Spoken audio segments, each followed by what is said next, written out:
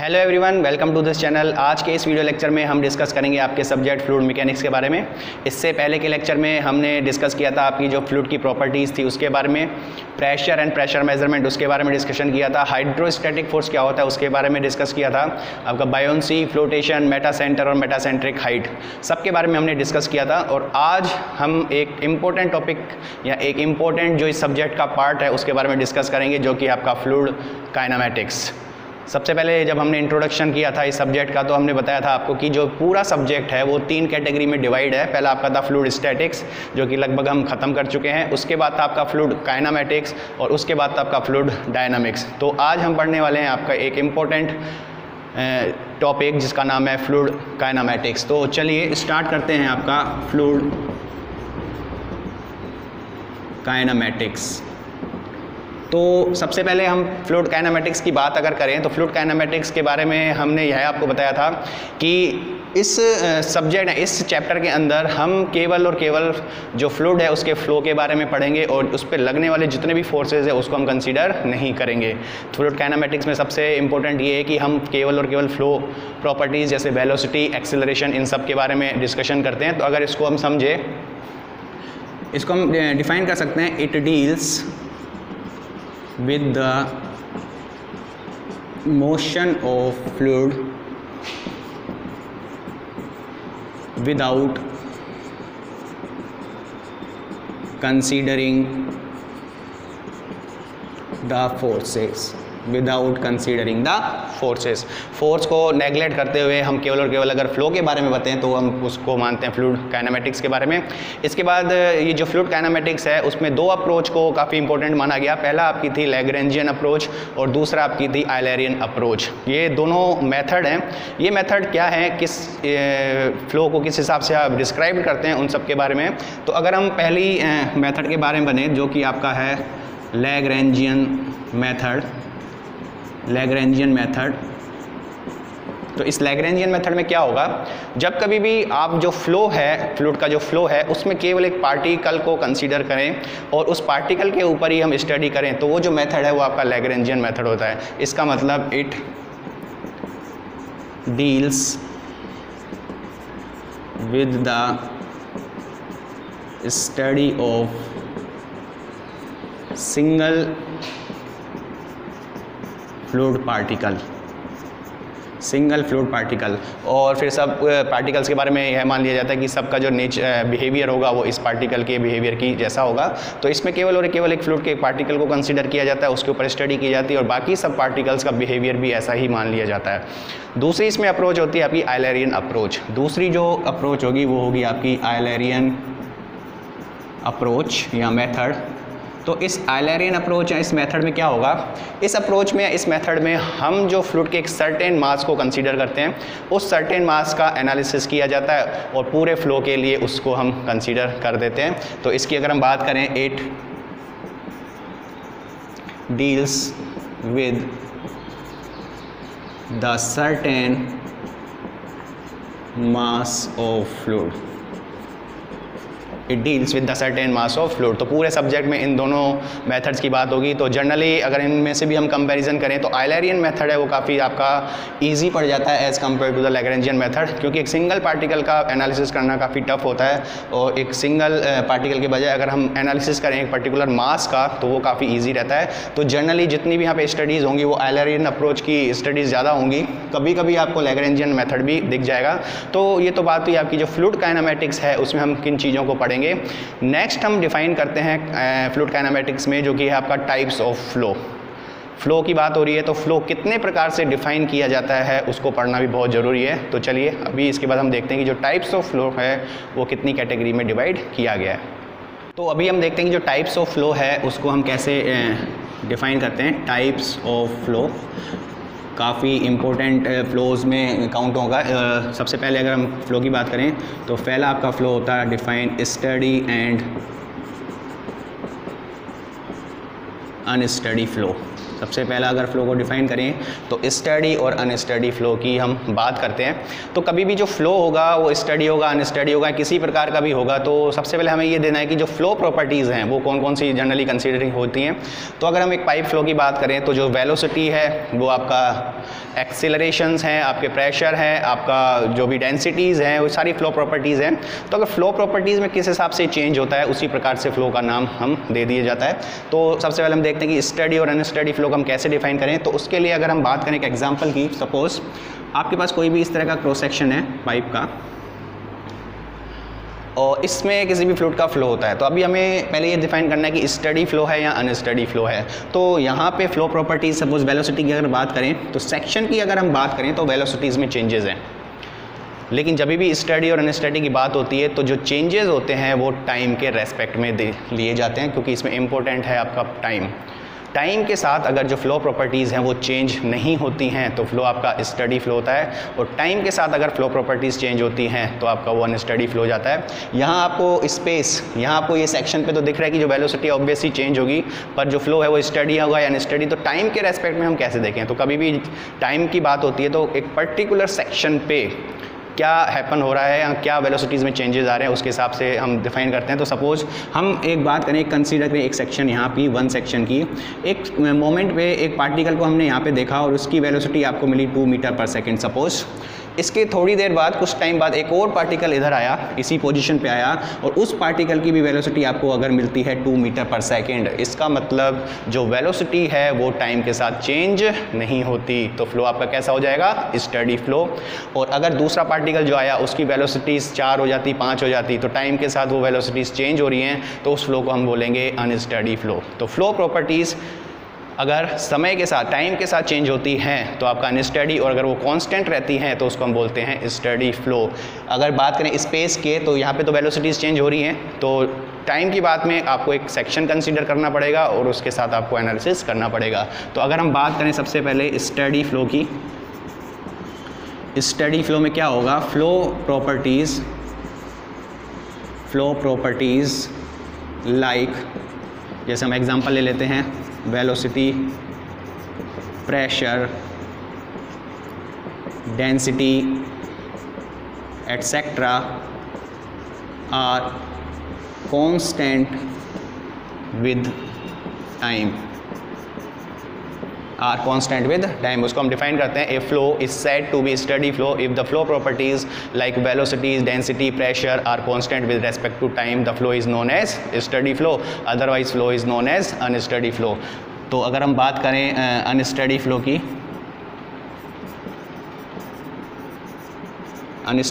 अगर हम बात करें तो जो flow properties are changes with time. तो ये तो बात हुई डेफिनेशन की। हम मैथमेटिकली भी कई बार एक्सप्रेशन आपको मिलेंगे। मैथमेटिकली हम कैसे डिफाइन करें, तो मैथमेटिकली आप कैसे, अगर स्टडी फ्लो को हम डिफाइन करें तो स्टडी फ्लो के लिए हमने ये देखा था कि जो वेलोसिटीज़, प्रेशर और डेंसिटी वो टाइम के साथ कांस्टेंट रहती है, मतलब जो डिफ्रेंशिएशन होगा, मतलब del v upon del t is equal to 0, या del pressure upon del t is equal to 0। और अगर हम बात करें del rho upon del t is equal to 0, तो ये जो सारा फ्लो होगा वो आपका कौन सा फ्लो हो जाएगा, स्टडी फ्लो, क्योंकि ये समय के साथ आपके कांस्टेंट हो जाएंगे। अनस्टडी फ्लो के लिए क्या होगा, जो del v upon del t is not equal to 0, del p upon del t is not equal to 0, del rho upon del t is not equal to 0। तो ये फ्लो आपका हो जाएगा अनस्टडी फ्लो। तो ये तो बात हुई आपकी स्टडी एंड अनस्टडी फ्लो की। इंपॉर्टेंट है, स्टडी और अनस्टडी की जब भी बात होती है तो हमारा जो रेफरेंस होगा वो केवल और केवल टाइम होगा। टाइम के साथ जैसा भी चेंजेस होगा वैसा ही आपका फ्लो चेंज हो जाता है। दूसरा अगर हम टाइप्स ऑफ फ्लो डिफाइन करें तो दूसरा आपका डिफाइन होता है आपका uniform and non uniform flow. तो इससे पहले जो स्टडी और अनस्टडी की बात हुई थी तो वहाँ पे जो रेफरेंस था वो आपका टाइम था, और यूनिफॉर्म और नॉन यूनिफॉर्म में जो आपका रेफरेंस होगा वो टाइम नहीं होगा, अब आपका स्पेस होगा। मतलब जो फ्लो प्रॉपर्टीज़ हैं वो अगर स्पेस के साथ चेंज नहीं होती हैं तो फ्लो आपका यूनिफॉर्म फ्लो होगा, और स्पेस के साथ अगर चेंज हो जाती हैं तो फ्लो आपका नॉन यूनिफॉर्म होगा। सपोज़ इसी एग्जाम्पल की अगर हम बात करें इस एग्जांपल में अगर हम बात करें 2 सेक्शन पे पर्टिकुलरली, तो ऑब्वियसली बात है यहाँ दोनों सेक्शन पे जो वेलोसिटीज़ हैं वो आपकी चेंजेस हैं। इसका मतलब जो फ्लो प्रॉपर्टीज़ हैं वो स्पेस के साथ में, स्पेस में लोकेशन के साथ चेंज होती हैं। तो फ्लो आपका कौन सा हो जाएगा? Non uniform. फ्लो आपका हो जाएगा नॉन यूनिफॉर्म। दूसरा अगर हम एक एग्जांपल देखें इस तरह से, एक यूनिफॉर्म क्रॉस सेक्शनल एरिया का पाइप है और इसमें किसी भी फ्लूइड का अगर फ्लो होता है तो हर सेक्शन पे जो वेलोसिटीज़ हैं वो आपकी सेम रहेंगी। इसका मतलब जो आपका फ्लो होगा वो कैसा हो जाएगा? Uniform flow. यहाँ पे रेस्पेक्ट देखा जाएगा टाइम के साथ, नहीं देख के आपका स्पेस इंपॉर्टेंट हो जाएगा। तो यहाँ अगर हम बात करें uniform and non uniform flow की, तो हम इसको ऐसे डिफाइन कर सकते हैं, ए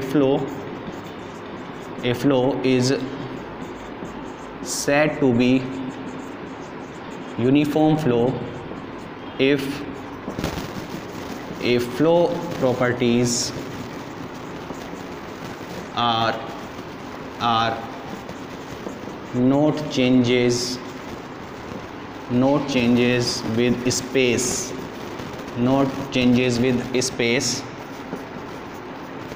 otherwise flow is non uniform. Space के साथ चेंज अगर नहीं होता तो आपका यूनिफॉर्म। मैथमेटिकली हम कैसे लिख सकते हैं? Del v upon del S.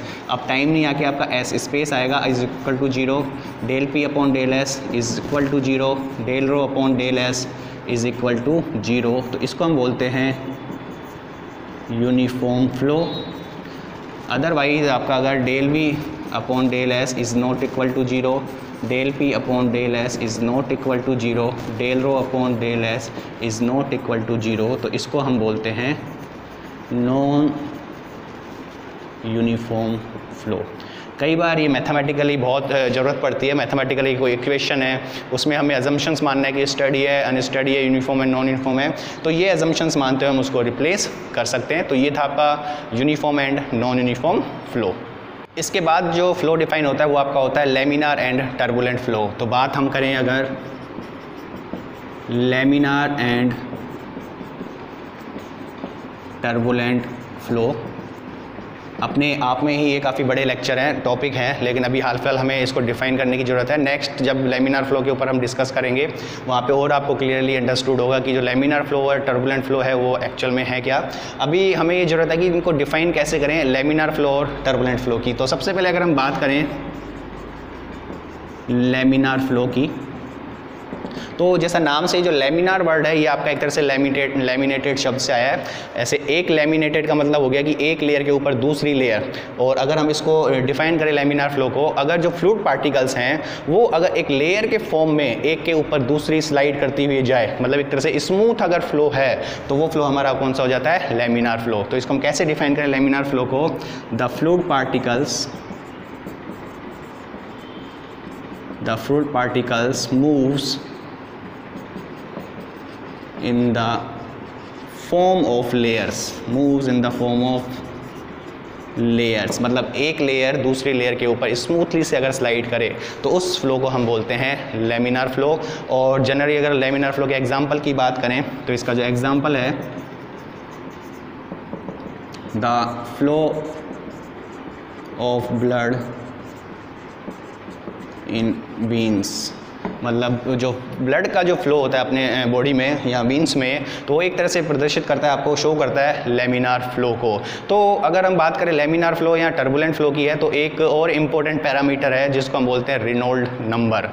Reynold number की अगर हम बात करें तो रेनॉल्ड नंबर को हम कैसे डिफाइन करते हैं कि जो आपका रेनॉल्ड नंबर है, रेनॉल्ड नंबर जो RE है उसको हम डिफाइन करते हैं रो VD अपॉन म्यू से, जहाँ पे रो जो भी फ्लूइड फ्लो होता है उसकी डेंसिटी, V वेलोसिटी, D उस पाइप का डायामीटर और म्यू उसकी डायनामिक विस्कोसिटी। तो जनरली पाइप के केस में अगर हम बात करें तो जो वैल्यूज़ है रेनॉल्ड नंबर की वो लेमिनार फ्लो कब होगा या टर्बुलेंट फ्लो कब होगा, काफ़ी एक्सपेरिमेंटल वैल्यूज़ हैं। रेनॉल्ड एक्सपेरिमेंट में ये हम देखते हैं कि जो वैल्यूज़ हैं वो किस हिसाब से आती हैं। जब हम लेमिनार फ्लो को डिस्कस करेंगे डिटेल में वहाँ पे भी हम देखेंगे कि जो रेनॉल्ड एक्सपेरिमेंट है वो एक्चुअल में है क्या। हाल फिलहाल हमें वैल्यूज़ देखनी नहीं होती हैं। तो कई सारे एक्सपेरिमेंट हुए और वहाँ पे रेनॉल्ड नंबर को निकाला गया और एक वैल्यूज़ निकाली गई। तो रेनॉल्ड नंबर की वैल्यू अगर आपको मिलती है 2000 से कम, तो इसका मतलब जो फ्लो है वो आपका लेमिनार फ्लो होता है। इसका मतलब जो फ्लो होगा वो आपका कौन सा होगा, लेमिनार फ्लो। एक्सपेरिमेंटल वैल्यूज़ हैं, इन सब वैल्यूज़ को चेंज करके देखा गया और फ्लो आपका लेमिनार फ्लो दिखता हुआ आया गया। तो ये वैल्यू हमेशा 2000 से कम पाई गई एक्सपेरिमेंट में। तो ये डिसाइड हुआ कि जो रेनॉल्ड नंबर है अगर वो 2000 से कम होगा तो फ्लो आपका कैसा हो जाएगा, लेमिनार फ्लो। यहाँ हम डिस्कस कर सकते हैं कि जो लेमिनार फ्लो है वो जनरली कहाँ कहाँ अपीयर होता है। तो इस वैल्यू से देखें, इस वैल्यूज़ को आप जितनी कम करते जाओगे 2000 से, फ्लो आपका उतना ही लेमिनार होता जाएगा। इस वैल्यू को कम करने का क्या तरीका है, या तो आप वेलोसिटीज़ को कम करो या तो आप इस डायनामिक विस्कोसिटीज़ को बढ़ा दो। तो मतलब जो लेमिनार फ्लो है जनरली वो कहाँ होता है, जहाँ पे भी आपकी लो वेलोसिटीज़ होती हैं और हाई विस्कस फ्लूइड होता है उनमें लेमिनार फ्लो होता है। तो अगर हम बात करें इसकी तो generally it occurs at low velocity and high viscous fluid। Viscosity अगर ज़्यादा है और वेलोसिटीज़ काफ़ी कम है तो वहाँ पे लेमिनार फ्लो हम देख सकते हैं। तो ये तो हमने डिफाइन किया लेमिनार फ्लो को। दूसरा अगर हम बात करें टर्बुलेंट फ्लो की, तो जहाँ पे टर्बुलेंट फ्लो, जहाँ पे फ्लूइड फ्लो था पार्टिकल्स का वो लेयर के फॉर्म में था, लेकिन टर्बुलेंट फ्लो में जो पार्टिकल्स का मूवमेंट होगा वो एक रैंडम मूवमेंट होगा। मतलब जो फ्लूइड के जो पार्टिकल्स हैं वो जिगजैग मोशन में जाएंगे, तो वहाँ पे रैंडमनेस ज़्यादा होने की वजह से उस फ्लो को हम बोलते हैं टर्बुलेंट फ्लो। तो यहाँ हम इस तरह दिखाई सकते हैं, when fluid particles moves in zigzag manner, और जो फ्लूइड पार्टिकल्स हैं वो एक दूसरे की बाउंड्री को क्रॉस करते हैं, और fluid particle crosses the boundary of others. एक दूसरे की बाउंड्री को अगर क्रॉस करते हैं तो वो फ्लो जो होगा वो आपका टर्बुलेंट फ्लो होगा। इसको भी हम डिटेल में आगे पढ़ेंगे, हाल फिलहाल इतना ही देखने की ज़रूरत है। इसके लिए भी रेनॉल्ड नंबर को डिफाइन किया गया। रेनॉल्ड नंबर ρVd/μ, अगर ये वैल्यू आपकी 4000 से ज़्यादा है तो वहाँ पे जो फ्लो होगा, अभी हम पाइप के केस में बात कर रहे हैं, तो यहाँ पे आपका जो फ्लो होगा वो आपका हो जाएगा turbulent flow.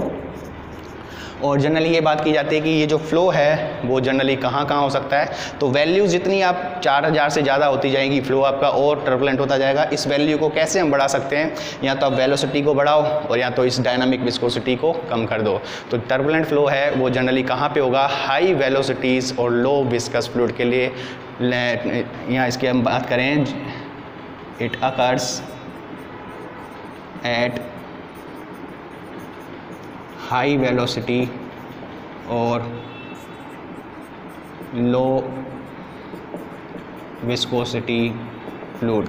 Generally low viscous fluid के लिए टर्बुलेंट फ्लो ज़्यादा शो करता है। और दूसरा अगर एग्जांपल की बात करें, एग्जांपल में भाई बहुत सारे एग्जांपल्स हो सकते हैं। जैसे आपका रिवर्स में फ्लो है वो आपका एक तरह से टर्बुलेंट फ्लो का एग्जांपल है। आपका चिमनी में से जो धुआं निकलता है वो भी आपका एक तरह से टर्बुलेंट फ्लो का एग्जांपल है, क्योंकि वहाँ पे वेलोसिटीज़ ज़्यादा है, जो विस्कोसिटीज़ है वो काफ़ी कम होती है। तो इस प्रकार से हम लेमिनार और टर्बुलेंट फ्लो को भी डिफ़ाइन कर सकते हैं। इसके बाद हम बात करते हैं एक और फ्लो की, जो है आपका रोटेशनल एंड इरोटेशनल फ्लो। बात अगर हम करें रोटेशनल एंड इरोटेशनल फ्लो के बारे में, इरोटेशनल फ्लो है या रोटेशनल फ्लो है उसको हम कैसे डिफ़ाइन कर सकते हैं, तो उसको समझने के लिए हम एक एग्जांपल लें। सपोज़ हमने क्या किया, एक पार्टिकल्स के मोशन को हमने कंसीडर किया। ये पार्टिकल्स का मोशन है, इस तरह से यहाँ आया।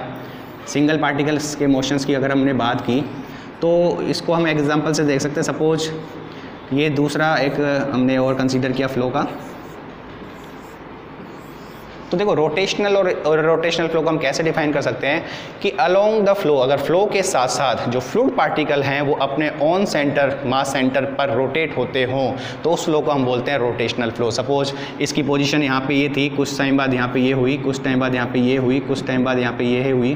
तो इस तरह से क्या हुआ कि ये जितने भी आपके हैं वो अपनी ऑन एक्सिस पर रोटेट करते हैं, तो इसको हम बोलते हैं rotational flow.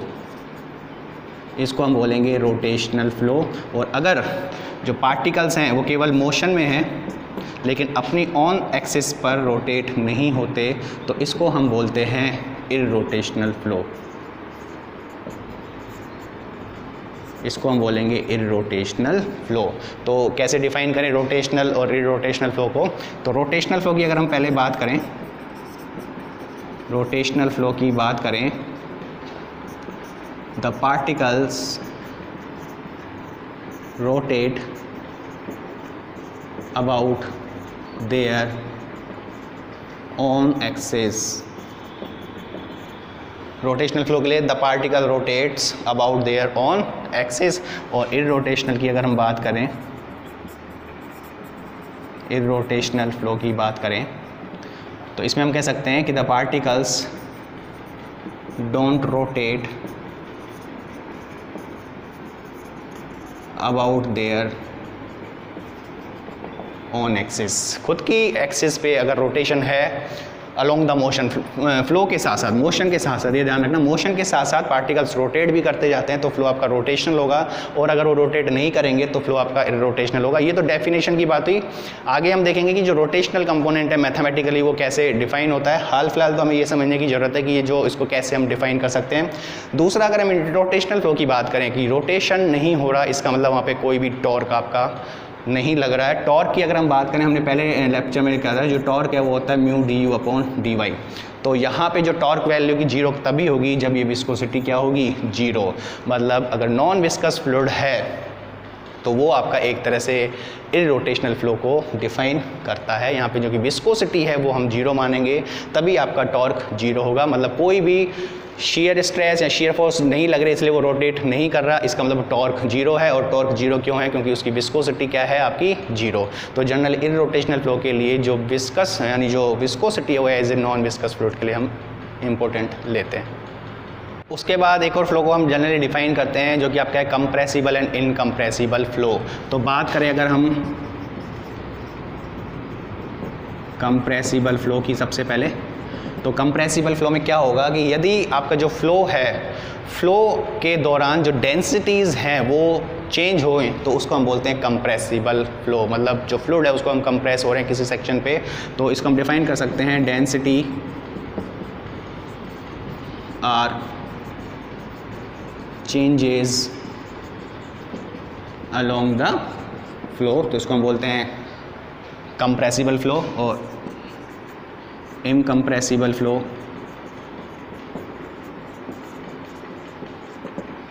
Density is constant along the flow. तो डेंसिटीज़ अगर कांस्टेंट है और उस तरह का फ्लो आपका इनकम्प्रेसिबल फ्लो कहलाएगा और इनकम्प्रेसिबल फ्लो कहलाएगा। और उसके बाद अगर डेंसिटी कांस्टेंट ना हो के चेंज होती हैं फ्लो के साथ साथ तो उसको हम बोलते हैं कंप्रेसिबल फ्लो। तो ये तो बात हुई कंप्रेसिबल और इनकम्प्रेसिबल फ्लो की। इसके बाद और एक और डिफाइन होता है जिसको हम बोलते हैं generally one dimensional, two dimensional and three dimensional flow. उसको हम कैसे डिफाइन करें? तो वन डायमेंशनल फ्लो के लिए, वन डायमेंशनल फ्लो, यदि आपकी जो फ्लो में जो वेलोसिटीज़ है वो केवल एक डायरेक्शन का कंपोनेंट है, मतलब अलोंग ए सिंगल डायरेक्शन में आपका फ्लो है तो उसको हम बोलते हैं वन डायमेंशनल फ्लो। तो वेलोसिटीज़ है इट इज़ फंक्शन ऑफ केवल एक्स एंड टाइम टी, तो ये वन डायमेंशनल हो गया। टू डायमेंशनल फ्लो के लिए जो वेलोसिटीज़ है it is the function of x y and time t. और अगर थ्री डायमेंशनल की बात करें तो थ्री डायमेंशनल में जो वेलोसिटीज़ है it is the function of x y z and time t. तो जितना वेलोसिटीज़ जिस डायरेक्शन पे डिपेंड करेगा, कितनी डायरेक्शन पे डिपेंड करता है, उसी तरह से फ्लो को हम डिफाइन कर सकते हैं। One dimensional, two dimensional and three dimensional flow, velocities है वो कितनी डायरेक्शंस का आपका फंक्शन है, टाइम का तो फंक्शन है ही, साथ में जो वेलोसिटीज़ है डायरेक्शन के साथ कैसे वेरी करता है या कितनी डायरेक्शन पे डिपेंड करता है, उससे हम डिफाइन करते हैं कि जो फ्लो है वो वन डायमेंशनल होगा, टू डायमेंशनल होगा या थ्री डायमेंशनल होगा। तो अभी हमने डिस्कस किया था कि जो टाइप्स ऑफ फ्लो है वो कितने प्रकार से डिफाइन होते हैं। इसके बाद काफ़ी इंपॉर्टेंट डेफिनेशंस हैं जैसे आपका स्ट्रीम लाइन, आपका पाथ लाइन और आपकी जो स्ट्रीक लाइन है वो क्या है, उनको हम कैसे डिफाइन कर सकते हैं। तो सबसे पहले हम बात करते हैं आपकी स्ट्रीम लाइन के बारे में, काफ़ी इम्पोर्टेंट है और कई सारे ऑब्जेक्टिव क्वेश्चन इसके ऊपर बनते हैं। स्ट्रीम लाइन की अगर हम बात करें तो सबसे पहले हम इसको समझते हैं कि स्ट्रीम लाइन को हम कैसे डिफाइन करते हैं और स्ट्रीम लाइन है क्या। तो डेफिनेशन लिखने से पहले हम ये देखते हैं कि जो स्ट्रीम लाइन है उसको हम कैसे डिफाइन कर सकते हैं। तो सपोज़ किसी भी यूनिवर्स में हमने एक सपोज़ लाइन और कोई भी कर्व है उसको हमने ड्रॉ किया इस तरह से कुछ भी, और इस लाइन या जो ये स्ट्रीम लाइन है पहले हम डिफाइन करें, it is an imaginary line और curve drawn in a space such that the tangent at any point to this curve और line gives the direction of the velocity. मतलब इस लाइन या इस कर्व के किसी भी पॉइंट पर अगर हम टेंजेंट को ड्रॉ करें तो वो जो टेंजेंट है वो आपको किसकी डायरेक्शन दे, वेलोसिटी की डायरेक्शन देता है, तो उसे हम बोलते हैं स्ट्रीम लाइन। सपोज़ हमने इस पॉइंट को सेलेक्ट किया यहाँ पे रैंडमली और इस पॉइंट पे हमने एक टेंजेंट को ड्रॉ किया, तो ये जो टेंजेंट है ये आपको देगा वेलोसिटी की डायरेक्शन को, तो उसे हम बोलते हैं स्ट्रीम लाइन। तो इसको हम कैसे डिफाइन करें, it is imaginary line or curve drawn in space such that the tangent at any point gives the direction of velocity. तो ये तो बात हुई डेफिनेशन की, किसी भी पॉइंट पे अगर हमने टेंजेंट को ड्रॉ किया और वो टेंजेंट अगर आपको वेलोसिटी की डायरेक्शन को बताया तो इसका मतलब ये जो लाइन है या जो कर्व है वो आपकी स्ट्रीम लाइन को शो करता है। दूसरा, इसमें कई सारे ऑब्जेक्टिव क्वेश्चंस बनते हैं। दूसरा इंपॉर्टेंट बात ये कि जो स्ट्रीम लाइन है वो कभी भी अपने आप को या किसी दूसरी स्ट्रीम लाइन को कभी भी क्रॉस नहीं कर सकती।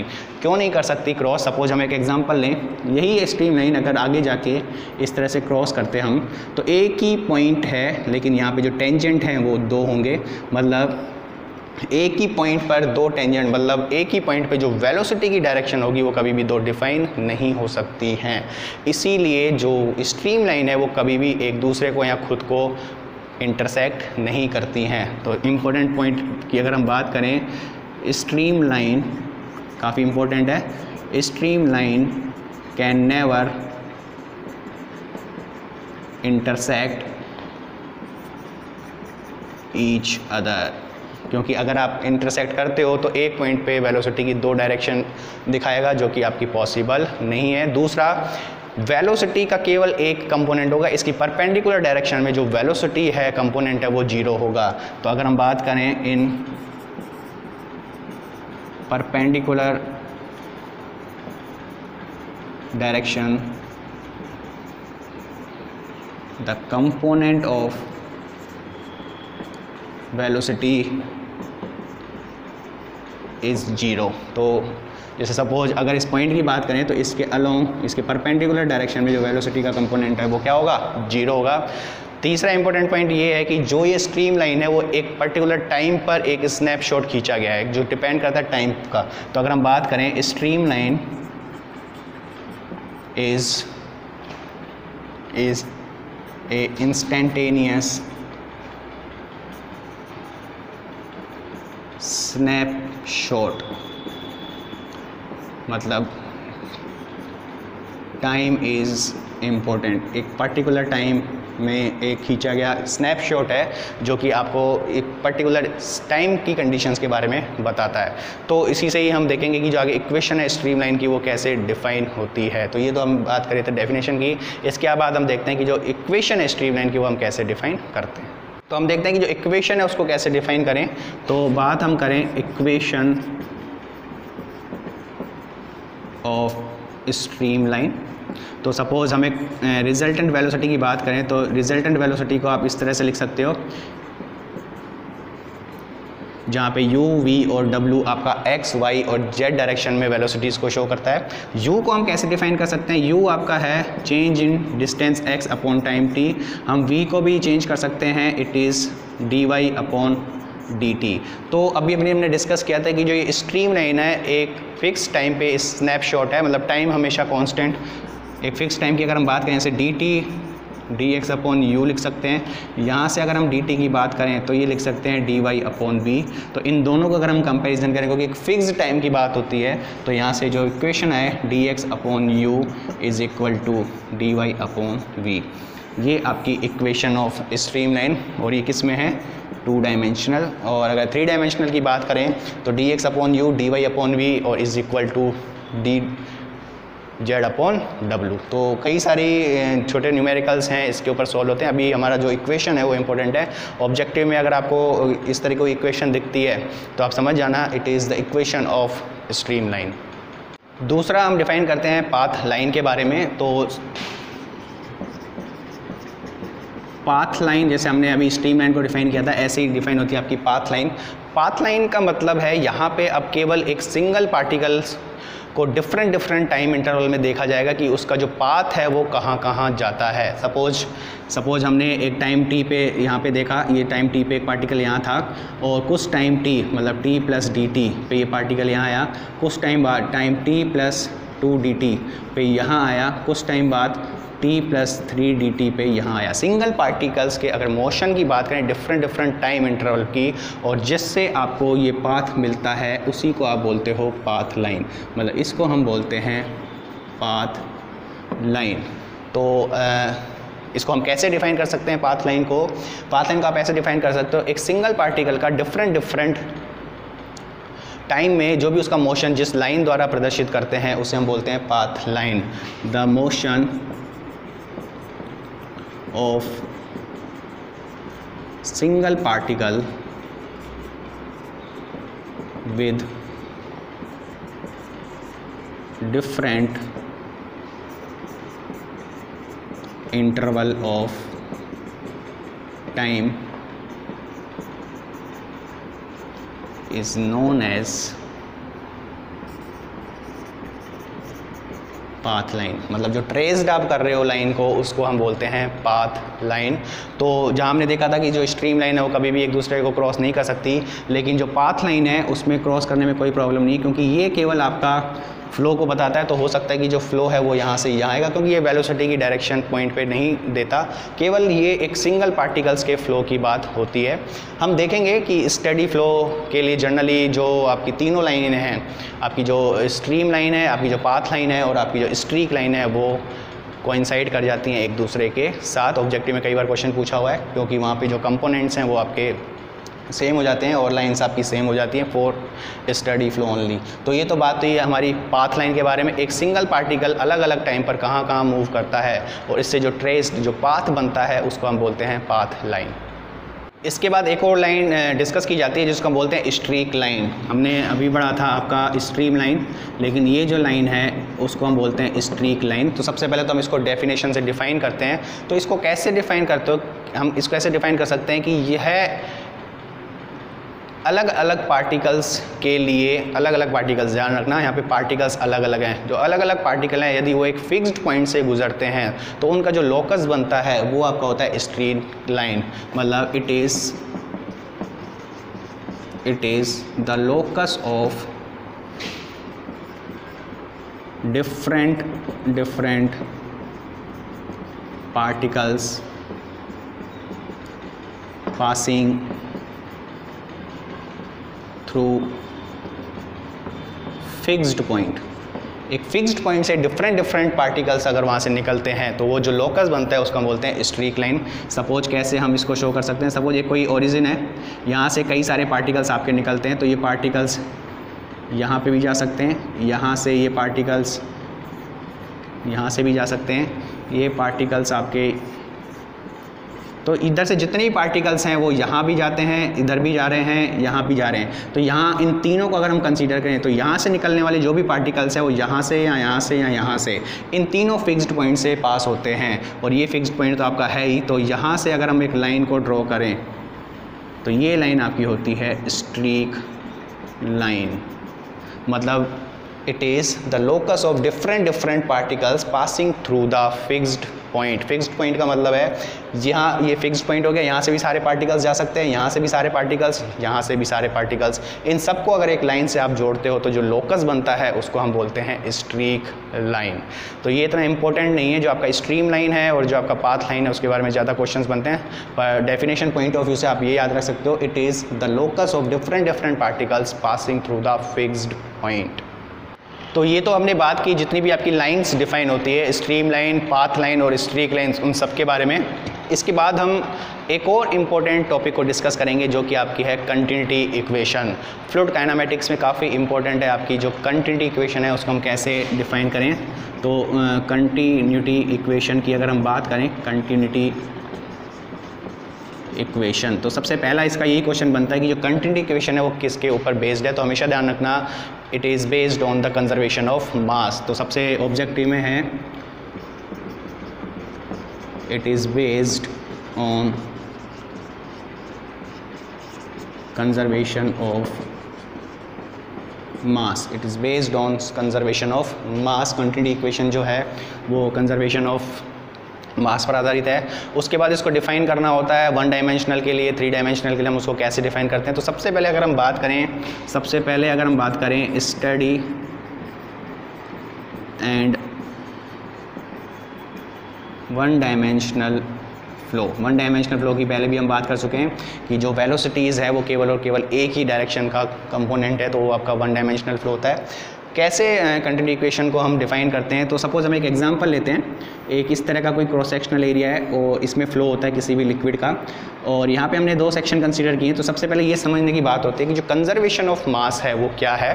कंजर्वेशन ऑफ मास का मतलब यही है कि जितना मास पर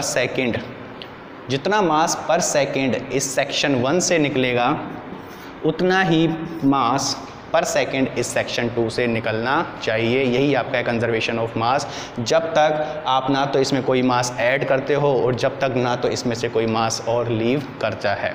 तो सेक्शन 1 और सेक्शन 2 पर जो मास पर सेकेंड है वो हमेशा कांस्टेंट रहेगा, मतलब एट सेक्शन 1 एंड 2।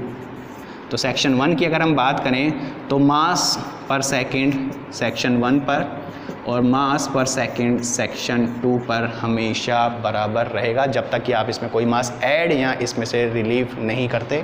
तो इसमें मैथमेटिकल हम कैसे लेके आ सकते हैं। देखो, मास हमने पहले भी डिस्कस किया था। सपोज यहाँ का एरिया मैं मान लेता हूँ A1, यहाँ का एरिया आप मान लेते हो A2, यहाँ की वेलोसिटी V1 और यहाँ की वेलोसिटी मैंने मान ली V2। तो मास को हम कैसे डिफाइन कर सकते हैं। मास डेंसिटी हमने पढ़ा है, it is mass to the volume V। तो यहाँ से मास को आप लिखते हो रो इंटू वी। तो यहाँ से देखो मास को हम लिख सकते हैं rho into v upon time t section 1 पर, rho into v upon time t section 2 पर। रो वॉल्यूम को आप कैसे डिफाइन कर सकते हो, it is area into height. तो area into height upon time t section 1 पर, और rho area height upon time section 2 पर। तो यहाँ से height upon time it is metre per second. तो ये आपको एक तरह से किसको शो करेगा, वेलोसिटी को। तो यहाँ से अगर हम बात करें तो ये rho 1 A1 V1 is equal to rho 2 A2 V2। यह आपकी 1 dimensional steady and 1 dimensional flow के लिए कंटिन्यूटी इक्वेशन है। Rho 1 A1 V1 is equal to rho 2 A2 V2। पर जनरली जहाँ तक हम बात करते हैं, हम जो पढ़ते हैं 1 डायमेंशनल के लिए वो A1 V1 is equal to A2 V2। कई बार हमने देखा होगा A1 V1 is equal to A2 V2। तो इसका मतलब यहाँ से रो 1 और रो 2 को आप नेगलेक्ट करते हो। इसका मतलब रो 1 और रो 2 को आप बराबर मानते हो। कभी भी फ्लो के दौरान जो डेंसिटीज़ हमेशा कांस्टेंट रहें तो उस फ्लो को हम बोलते हैं इनकम्प्रेसिबल फ्लो। हमने डिस्कस किया था अभी भी, डेंसिटी अगर कांस्टेंट है मतलब रो 1 और रो 2 बराबर हैं तो ये एक दूसरे से कैंसिल हो जाएंगे। जो आपका फाइनल रिजल्ट रहेगा वो A1 V1 is equal to A2 V2। मतलब जो A1 V1 is equal to A2 V2 है वो किसके लिए वैलिड है, it is valid for study 1 dimensional and incompressible flow. तो अगर हम बात करें इनकम्प्रेसिबल फ्लो के लिए, इनकम्प्रेसिबल फ्लो के लिए तो जो कंटिन्यूटी इक्वेशन है वो आपकी क्या हो जाएगी, A1 V1 is equal to A2 V2। हमेशा ध्यान रखना, कई सारे छोटे से ऑब्जेक्टिव क्वेश्चंस बनते हैं इस बेस पर ही। एक पाइप का डायमीटर है वो इधर से इतना हो गया तो वेलोसिटीज़ में कैसे चेंज आएंगे। काफ़ी इंपॉर्टेंट इसलिए भी है क्योंकि जब हम आगे डायनामिक्स में पढ़ेंगे, बर्नौलीज़ इक्वेशन की बात होगी, पाइप फ्लो की बात होगी, तो ये जो कंटिन्यूटी इक्वेशन है वो काफ़ी आपकी इंपॉर्टेंट रहेगी। जो हमेशा ध्यान रखना, A1V1 is equal to A2V2, it is only valid for steady one dimensional and incompressible flow. दूसरा, इसके साथ हम एक टर्म्स को और डिस्कस करते हैं जो कि काफ़ी इंपॉर्टेंट है, हमेशा आपका दिखने में आएगा, जो कि आपका डिस्चार्ज। तो डिस्चार्ज को कैसे हम डिफ़ाइन कर सकते हैं? डिस्चार्ज, इसको हम डिनोट करते हैं Q से, और इसको हम कैसे डिफ़ाइन करते हो? It is volume divide by time, मतलब फ्लो रेट। एक तरह से जो फ्लो रेट है वो आपको किसको डिफ़ाइन करते हैं? Discharge. It is flow rate और वॉल्यूम पर सेकेंड। तो डिस्चार्ज Q को हम लिख सकते हैं it is volume divide by time T। Volume हमने डिफाइन किया था area into height upon T, H upon T का आप क्या लिख सकते हो? वेलोसिटी। तो एरिया इंटू वेलोसिटी का जो प्रोडक्ट होगा वो आपका होगा डिस्चार्ज। डिस्चार्ज को कई यूनिट से भी दिखाई देंगे, मीटर क्यूब पर सेकेंड, आप लीटर पर सेकेंड, इसको हम फ्लो रेट भी बोलते हैं, हम डिस्चार्ज Q डिफाइन करते हैं। और दूसरी बात ये है कि अभी हमने देखा था कि जो कंटिन्यूटी इक्वेशन में A1V1 is equal to A2V2, तो ये कंटिन्यूटी इक्वेशन थी। A1V1 का मतलब है डिस्चार्ज सेक्शन 1 पर और A2V2 का मतलब डिस्चार्ज सेक्शन 2 पर।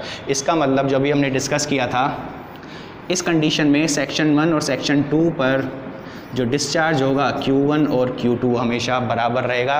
लेकिन साथ में कंडीशन क्या थी? हमने ये जो कंटिन्यूटी इक्वेशन है वो आपकी थी only for steady one dimensional and incompressible flow. मतलब अगर स्टडी वन डायमेंशनल और इनकम्प्रेसिबल फ्लो है तो डिस्चार्ज रिमेन्स कांस्टेंट। तो अगर हम बात करें डिस्चार्ज, इसका कंक्लूजन क्या निकाल सकते हैं? Discharge remains constant for steady one dimensional and incompressible flow. अगर आपका फ्लो कंप्रेसिबल होता तो आपका जो डिस्चार्ज है सेक्शन 1 और सेक्शन 2 पे कभी भी बराबर नहीं होते। हाँ, मास ज़रूर आपका पर सेकंड बराबर हो जाता क्योंकि मास कभी भी चेंज नहीं होगा। मास कंप्रेस होता है तो उसमें आपकी जो वॉल्यूम है उसमें चेंजेस आते हैं, तो डिस्चार्ज में भी हो सकता है चेंजेस आएँ, लेकिन कभी भी मास आपका चेंज नहीं होगा।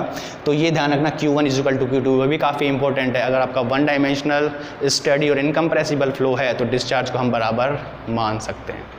अभी हमने कंटिन्यूटी इक्वेशन बात की थी और वो केवल और केवल आपकी study one dimensional and incompressible flow के लिए थी। अगर हमारे पास किसी और तरह का फ्लो हो, स्टडी हो, अनस्टडी हो, कंप्रेसिबल, इनकम्प्रेसिबल हो, one dimensional, two dimensional, three dimensional, कैसी भी वैरायटी हो, तो उसके लिए हम कंटिन्यूटी इक्वेशन को कैसे डिफाइन करें, तो बात उसी की हम करेंगे। जो कंटिन्यूटी इक्वेशन है उसको एक जनरलाइज्ड कंटिन्यूटी इक्वेशन हम कैसे डिफाइन करते हैं, तो बात हम करें आपकी जनरलाइज्ड कंटिन्यूटी इक्वेशन की, जो कि आपकी किसी भी फ्लो के लिए वैलिड हो सकती है। तो हालांकि ये डेरिवेशन होगा इसका, लेकिन अभी हमें डेरिवेशन का टाइम नहीं। आपको अगर डेरिवेशन देखना है तो इसका लिंक आपको डिस्क्रिप्शन बॉक्स में मिलेगा। 3 डायमेंशनल कंटिन्यूटी इक्वेशन का लिंक आपको मिलेगा। तो अगर जनरलाइज्ड इक्वेशन की बात करें तो जनरल इक्वेशन हम कैसे डिफाइन करते हैं, तो इसको हम एक मैथमेटिकल लिखते हैं, del rho upon del t plus del upon del x of rho into u plus del upon del y rho into v और plus del upon del z rho into डब्ल्यू इज इक्वल टू 0। तो ये आपकी एक generalised continuity equation है and it is valid for any type of flow. काफ़ी important आगे इसका कंक्लूजन निकलेगा। पूरे फ्लूइड काइनेमेटिक्स में जो फ्लो की कंडीशन है कि जो फ्लो पॉसिबल है या नहीं है, वो आपको यही कंटिन्यूटी इक्वेशन बताएगी और उस फ्लो के लिए वो वैलिड होना बहुत ज़रूरी है। तो यहाँ से ये तो जनरलाइज्ड कंटिन्यूटी इक्वेशन है, किसी भी टाइप के फ्लो के लिए वैलिड है। यहाँ से हम अजम्पशंस मानते हुए इसको रिड्यूस कर सकते हैं। कैसे अजम्पशंस माने? सपोज पहला हम अजम्पशन मानते हैं फ्लो इज़ स्टडी। तो स्टडी फ्लो के लिए हमने पहले भी डिस्कस किया था कि जो फ्लो प्रॉपर्टीज़ हैं अगर वो समय के साथ कांस्टेंट रहती हैं तो फ्लो आपका कौन सा हो जाता है? Steady flow. स्टडी फ्लो के लिए मैथमेटिकल की बात की थी, जो डिफरेंशिएशन है टाइम के रेस्पेक्ट में वो हमेशा 0 होना चाहिए। तो यहाँ अगर हम बात करें del rho upon del t की वैल्यू के बारे में फॉर स्टडी फ्लो, तो वो आपका होना चाहिए 0, क्योंकि del rho upon del t time के साथ ये कभी भी चेंज नहीं होता, तो इसका मतलब del rho upon del t क्या हो जाएगा 0। यहाँ से हम लिख सकते हैं del upon del x rho u plus del upon del y rho v plus del upon del z rho डब्ल्यू is equal to 0।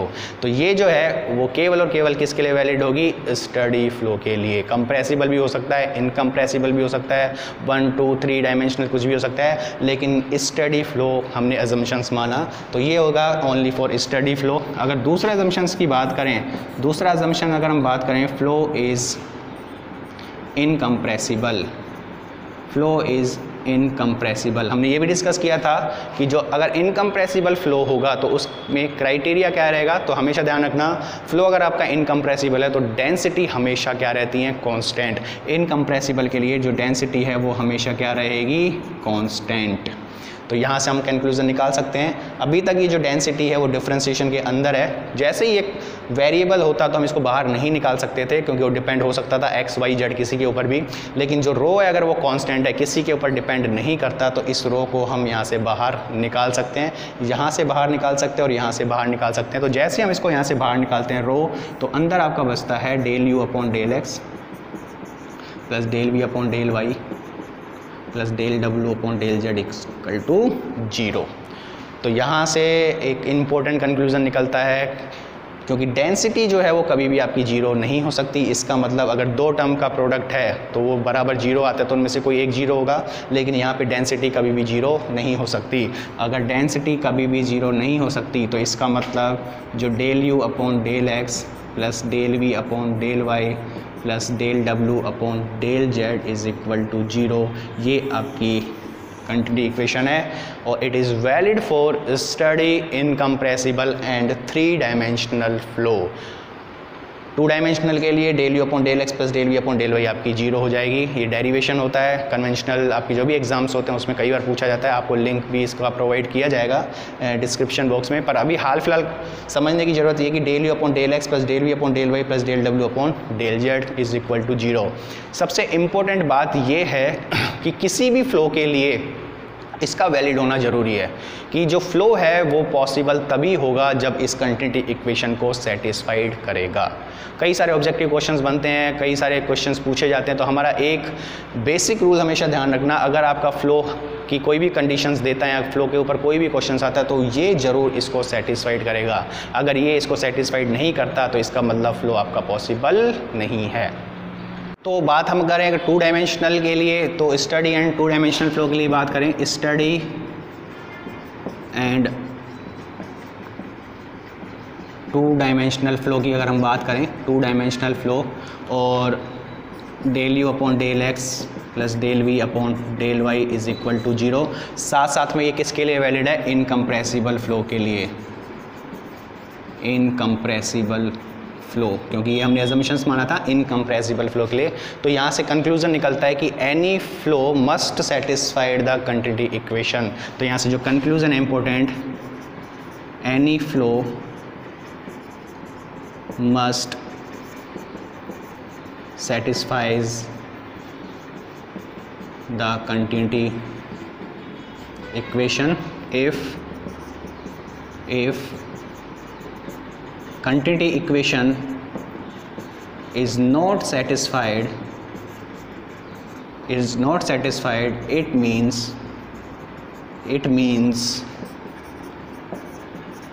the flow is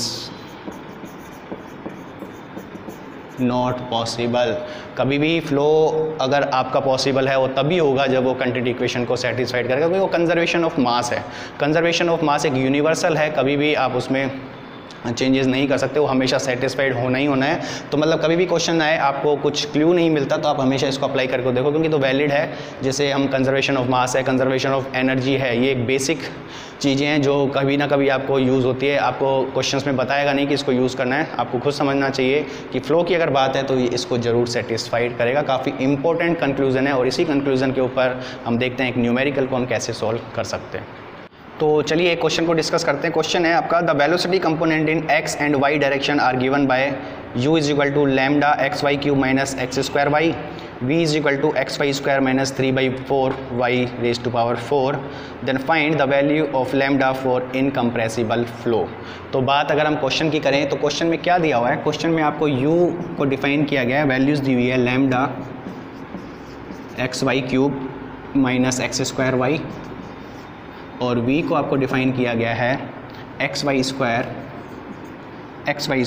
minus 3/4 y raise to power 4। इस तरह से क्वेश्चन है, और question में कहता है कि अगर फ्लो आपका इनकम्प्रेसिबल है तो लैम्डा की वैल्यू क्या होनी चाहिए। अभी हमने डिस्कस किया स्टडी और इनकम्प्रेसिबल, हालांकि यहाँ पे स्टडी नहीं बताया गया, लेकिन यहाँ को आपको दिखने में लगता है कि जो u और v वेलोसिटी है वो टाइम पे डिपेंड नहीं है, और जहाँ पे टाइम की बात आती है, टाइम की वैल्यू की जिक्र ही नहीं हुआ, तो इसका मतलब फ्लो आपका स्टडी है। तो यहाँ से हम आपको ये नहीं बताएगा कि यहाँ पे आपको कंटिन्यूटी इक्वेशन लगानी है, ये एक यूनिवर्सल है, क्योंकि हमें ये पता है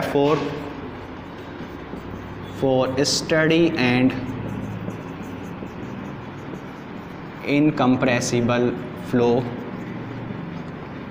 del u upon del x plus del v upon del y is equal to 0। Universal है, आपको ये अप्लाई करनी है, क्योंकि any types of flow must satisfied this continuity equation. आपको यहाँ पे ये नहीं पता है कि इसको आप लगाओ, लेकिन आपको ये पता होना चाहिए कि एक यूनिवर्सल है अगर फ्लो पॉसिबल, क्योंकि u और v पॉसिबल तभी होंगे जब वो कंटिन्यूटी इक्वेशन को सेटिस्फाइड करेंगे।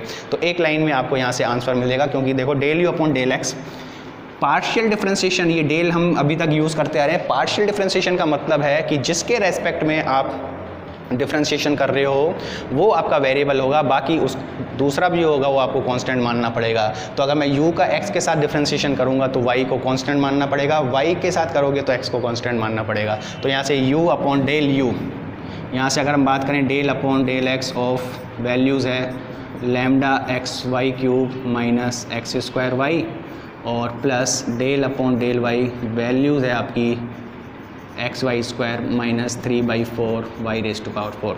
तो सबसे पहले x के रेस्पेक्ट में करेंगे तो लैम्डा y कांस्टेंट रहेगा, तो यहाँ से वैल्यू आएगी लैम्डा x का 1 हो जाएगा lambda y cube, minus x के रेस्पेक्ट में करोगे तो एक्स स्क्वायर का 2x और इनटू में y, प्लस y के रेस्पेक्ट में एक्स वाई स्क्वायर का करेंगे तो x को कांस्टेंट, तो ये 2xy और माइनस 3/4 y का y के पावर 4 है तो 4 इंटू वाई क्यूब, तो 4 से 4 कैंसिल हो जाएगा।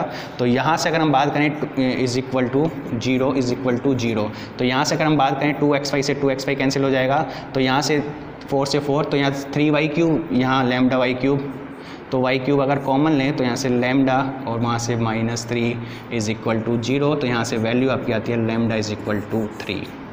तो for study and incompressible flow lambda की वैल्यू आपकी कितनी होगी 3। तो सपोज ये अगर ऐसा है, क्वेश्चन की बात नहीं करें, यहाँ अगर 3 होता तो इसका मतलब ये फ्लो पॉसिबल होता, और क्योंकि ये कंटिन्यूटी इक्वेशन को सेटिस्फाइड करेगा। कोई क्वेश्चन आया सपोज यहाँ पे 3 की जगह आपका होता 5 और आपसे कहता है कि बताओ फ्लो पॉसिबल है या नहीं है, तो ऑब्वियस ही बात है फ्लो पॉसिबल नहीं होगा, क्योंकि इसकी वैल्यू कभी भी 0 के बराबर नहीं आएगी। इस तरह के कई सारे क्वेश्चंस बनते हैं, आपको u और v कंपोनेंट दिया जाएगा और बताएगा कि बताओ कि जो फ्लो है वो पॉसिबल है या नहीं है, उसके बारे में बात की जाती है। तो हमेशा ध्यान रखना जो कंटिन्यूटी इक्वेशन है वो आप हमेशा अप्लाई करके देखिए। कभी कुछ समझ में नहीं आ रहा तो इसको आप ज़रूर एक बार अप्लाई करें, हो सकता है आपकी जो हिडन वैल्यूज़ है वो निकल के सामने आ जाएँ। एक और क्वेश्चन की अगर हम बात करें, which one of the following can be a set of velocity component of 2 dimensional flow.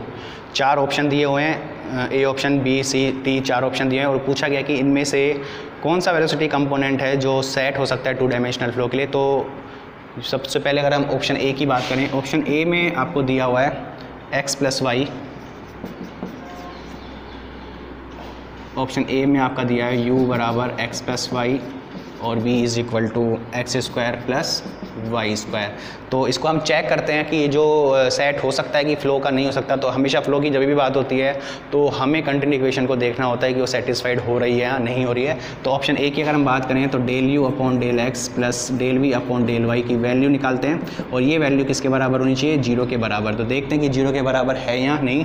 तो del u upon del x की बात करें तो यहाँ पर हो जाएगा 1 और y 0 हो जाएगा, plus del v upon del y की बात करें तो एक्स स्क्वायर का तो 0 हो जाएगा और वाई स्क्वायर का 2y जो कि 0 के बराबर इज़ नॉट इक्वल टू 0। तो इसका मतलब ये पॉसिबल नहीं है। दूसरे ऑप्शन की बात करें बी, जो आपको दिया हुआ है u is equal to x plus y और b आपको दिया हुआ है x माइनस वाई।